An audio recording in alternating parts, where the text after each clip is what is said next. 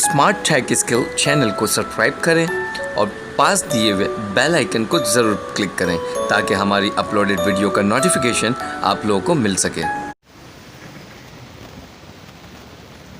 बिस्मिल्लाहिर्रहमानिर्रहीम। अब देखो, अब जो चीज़ बताने वाला हूँ ना, ये कोई भी आप लोगों को नहीं बताएगा, ठीक है।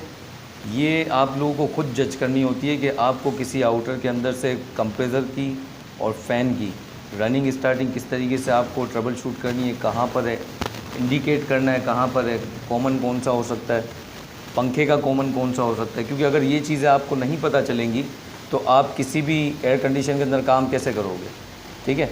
तो इस वक्त हमारा टॉपिक यही कि हम आपको समझाएं कि ये जो चीज़ें कैसे कंफर्म कर सकते हो आप, कौन सा तार क्या है। अभी फ़र्ज़ करें हमको किसी के तार का नाम नहीं पता, ठीक है, लेकिन हम एक चीज़ जानते हैं, कि रनिंग स्टार्टिंग के साथ और कॉमन के साथ किस तरीके से तारों की सेटिंग बनती है। तो हम क्या करते हैं, हम एक आम वॉशिंग मशीन की जो वायरिंग होती है मोटर को डायरेक्ट चलाने की, हम उसी को देख के चलते हैं। मोटर को डायरेक्ट चलाने के लिए अपन क्या करते हैं, एक तार मेन कॉमन में जोड़ते हैं और दूसरा तार रनिंग में टच करते हैं। फिर उसमें दो साइड होती है, आगे पीछे चलाना होता है।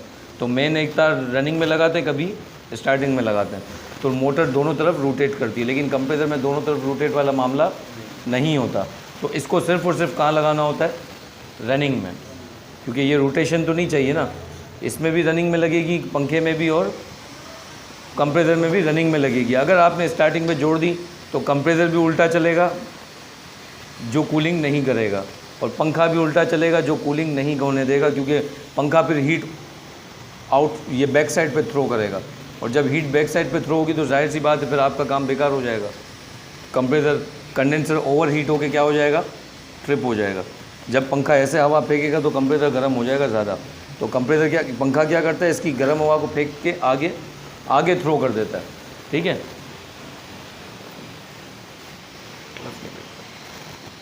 तो आज इस वीडियो के अंदर हम यही बात करेंगे किस तरीके से हमको पता चलता है, हम सबको बताएंगे और आप लोग भी इस चीज़ को याद रखेंगे किस तरीके से काम किया जाता है। अब फर्स्ट ऑफ ऑल हम सबसे पहले फ़ैन को देख लेते हैं, फ़ैन की रनिंग कौन सी है, स्टार्टिंग कौन सी है, कॉमन कौन सी है, ठीक है। अब हमें एक चीज़ पता है, हमें ये चीज़ पता है कि स्टार्टिंग तार जो होता है ना वो हमेशा अकेला लगा हुआ होता है। अब फ़ैन का तार ये आ रहा है, ये आया। अब फ़ैन के तार में से 3 वायर निकल रहे हैं। कितने निकल रहे हैं, 3 वायर। अब ज़्यादातर यहाँ पर 4 वायर भी होते हैं, तो वो अर्थ वायर होता है, ठीक है। लेकिन काम कितने तारों का होता है, 3 वायर का। अब हम क्या करते हैं, हम पहले ब्लैक वाली पकड़ लेते हैं। आप ब्लैक वाली अगर गौर से देखोगे तो ब्लैक वाली कहाँ जा रही है, मेन लाइन में। तो इससे हमको ये पता चलेगा कि जो मेन में डायरेक्ट जा रहा है ये पंखे का क्या है, कॉमन है, मेन है, कॉमन है, ठीक है। तो ये तो पता चल गया ब्लैक पंखे का कॉमन है, ठीक है। अच्छा, अब अपन पकड़ते हैं इसकी रनिंग कौन सी है। अब रनिंग का हमें उसूल पता है कि रनिंग के साथ हमेशा क्या होता है, मेन लगा हुआ होता है, एक और यानी न्यूट्रल लगा हुआ होता है। अगर ये ब्लैक वाला लाइन में लगा हुआ है तो न्यूट्रल में क्या लगा हुआ होगा, रनिंग का। तो अब हम ढूंढते हैं न्यूट्रल ब्राउन में लगा हुआ है या वाइट में लगा हुआ है। अब हम ये देखते हैं, ठीक है। तो हम क्या करते हैं कि ये दोनों में से ब्राउन को भी पकड़ते हैं और वाइट को भी पकड़ते हैं। दोनों को जब पकड़ के हम जा रहे हैं तो आप देखो छोटा सा कैप्चर लगा हुआ है, ये वाला। ज़्यादातर आउटर के अंदर ये वाला कैप्चर नहीं होता, ये बाद में लगा है। ओरिजिनल कैप्चर में पिनें होती हैं, ठीक है। तो ये बाद में वायरिंग की हुई है जिसने भी की है। अब देखो ये वायरिंग का तरीका क्या है कि ब्राउन को अगर आप पकड़ो तो कैप्चर का ब्लू वायर जो आ रहा है ब्राउन उसके साथ कनेक्टेड, ये स्टार्टिंग है, अकेला लगा हुआ है। तो इसका मतलब ब्राउन हमारा क्या है, स्टार्टिंग। और जबकि वाइट को हम पकड़ते हैं तो वाइट क्या हो रहा है, वाइट पंखे का आ रहा है और यहाँ से फिर न्यूट्रल में जा रहा है, न्यूट्रल में, ठीक है। क्योंकि न्यूट्रल और फेस दोनों आते हैं ना। मेन तो हमको लाइन तो मिल गई, तो दूसरा तार न्यूट्रल में कहाँ से जा रहा है, वाइट वाले से। तो इसका मतलब ये हुआ कि पंखे की जो वाइट वाली वायर है वो कौन सी है, और यही पंखे की सीधी चाल है जिसमें ये कूलिंग करेगा, आगे हवा थ्रो करेगा।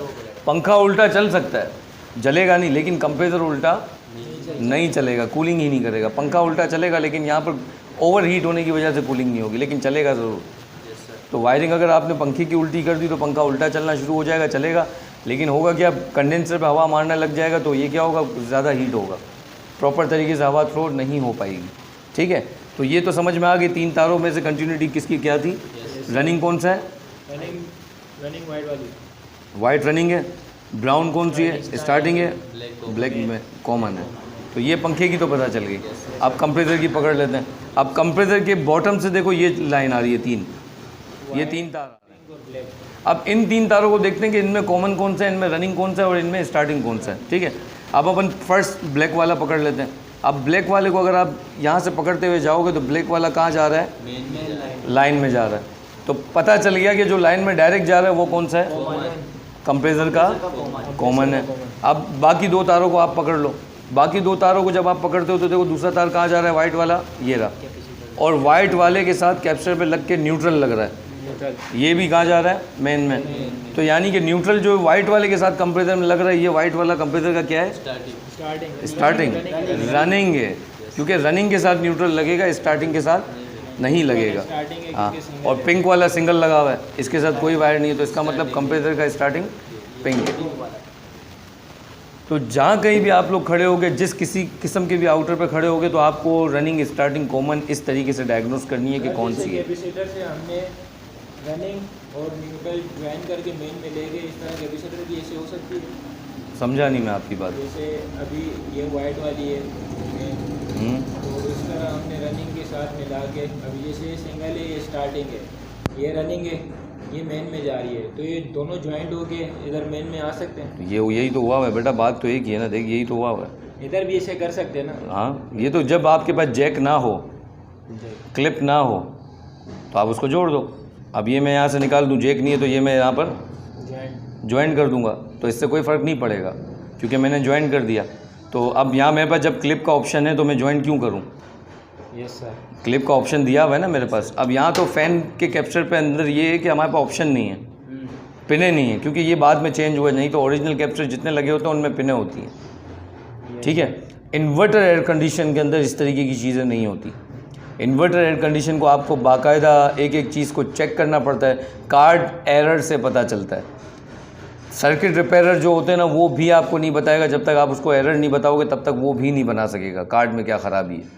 हाँ, चेक कर लेगा, मैनुअली चलाएगा अपने पास, उसको चेक करेगा, मशीन में लगाएगा, लेकिन एरर के अकॉर्डिंग ही पता चलेगा कि उसमें क्या फॉल्ट है। लेकिन इनमें एरर वाली कहानी नहीं है।